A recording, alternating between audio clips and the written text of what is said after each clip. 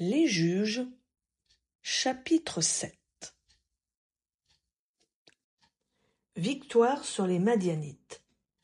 Yéroub-Baal, qui est Gédéon, et tout le peuple qui était avec lui, se levèrent de bon matin et campèrent près de la source de Harod. Le camp de Madian était au nord du sien, depuis la colline de Morée jusque dans la vallée. L'Éternel dit à Gédéon, « Le peuple que tu as avec toi est trop nombreux pour que je livre Madian entre ses mains. Israël pourrait en tirer gloire contre moi et dire, « C'est ma main qui m'a sauvé. » Publie donc ceci aux oreilles du peuple, que celui qui est craintif et tremblant s'en retourne directement de la montagne de Galaad. 22 000 hommes parmi le peuple s'en retournèrent, et il en resta 10 000. L'Éternel dit à Gédéon, « Le peuple est encore trop nombreux. Fais-les descendre vers l'eau, et là, je t'en ferai le triage. Celui dont je te dirai que celui-ci aille avec toi, ira avec toi. Et tout homme dont je te dirai que celui-ci n'aille pas avec toi, n'ira pas avec toi. » Il fit descendre le peuple vers l'eau, et l'Éternel dit à Gédéon, « Tous ceux qui laperont l'eau avec la langue, comme lappe le chien, place-les à part de tous ceux qui se mettront à genoux pour boire. » Ceux qui lapèrent l'eau, en la portant à la bouche avec leurs mains, furent au nombre de 300 hommes, et tout le reste du peuple se mit à genoux pour boire l'eau. L'Éternel dit à Gédéon, « C'est par les 300 hommes qui ont lapé que je vous sauverai et que je livrerai Madian entre tes mains. Que tout le reste du peuple s'en aille chez soi. » Ils prirent les provisions et les corps que le peuple avait dans les mains. Puis Gédéon renvoya tous les hommes d'Israël, chacun dans sa tente, et retint les 300 hommes. Le camp de Madian était au-dessous de lui dans la vallée. L'Éternel dit à Gédéon, « Pendant cette nuit-là, lève-toi, descends au camp, car je l'ai livré entre tes mains. Si tu crains de descendre, descends vers le camp avec Pourra, ton serviteur. Tu écouteras ce qu'ils diront et, après cela, tes mains seront fortifiées. Descends donc au camp. » Il descendit avec Pourra, son serviteur, jusqu'aux avant-postes du camp.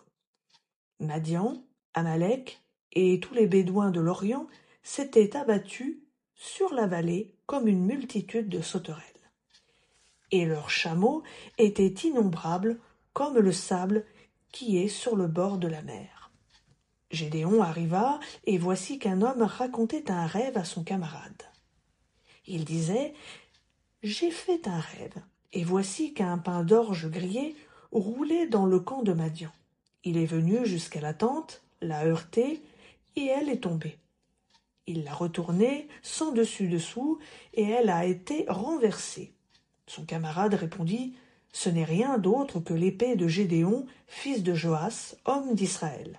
Dieu a livré entre ses mains Madian et tout le camp. » Lorsque Gédéon eut entendu le récit du rêve et son explication, il se prosterna, revint au camp d'Israël et dit, « Levez-vous, car l'Éternel a livré entre vos mains le camp de Madian. » Il divisa en 3 colonnes les 300 hommes et leur remit à tous des corps et des cruches vides, avec des torches dans les cruches.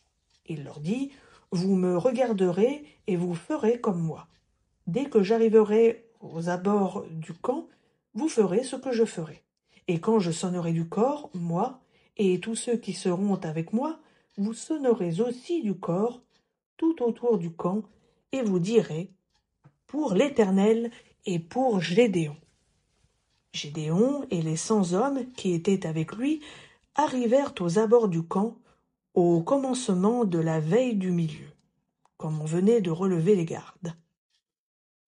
Ils sonnèrent du cor et brisèrent les cruches qu'ils avaient à la main.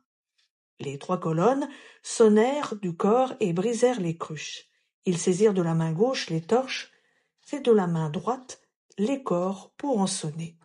Et ils s'écrièrent, « Épée pour l'Éternel et pour Gédéon. » Ils restèrent chacun à sa place autour du camp, Et tous les hommes du camp se mirent à courir, à pousser des cris et à prendre la fuite.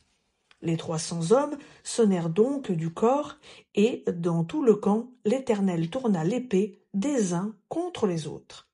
Les hommes du camp s'enfuirent jusqu'à Beth-Shitta, vers Tseréra, jusqu'au bord d'Abel-Méhola, près de Tabath. Les hommes d'Israël se groupèrent, ceux de Nephtali, d'Azer et de tout Manassé, et ils poursuivirent Madian.